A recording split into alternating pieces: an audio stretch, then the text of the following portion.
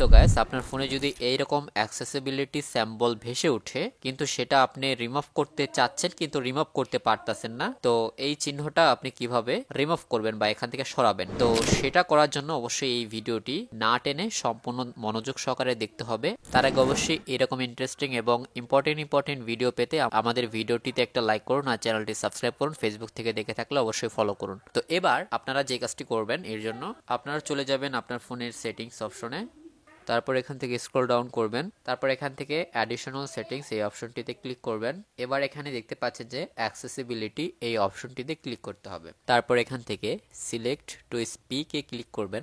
দেন এখানে যে অপশনটি এনেবল হয়ে আছে তো এটাকে ডিজেবল করে দিবেন বা অফ করে দিবেন। তো এই সিলেক্ট টু স্পিক অপশনটি অফ করে দেওয়ার পরেও যদি এই অ্যাক্সেসিবিলিটি সিম্বলটা থেকে যায় তাহলে আপনারা একটু নিচের দিকে দেখবেন যে ম্যাগনিফিকেশন এই অপশনটিতে ক্লিক করবেন। দেন এখানে এই অপশনটি এনেবল থাকলে এটাকে ডিজেবল করে দেবেন বা অফ করে দেবেন। এবার দেখুন আমাদের ফোনের এই কর্নার থেকে অ্যাক্সেসিবিলিটি সিম্বলটা চলে গিয়েছে।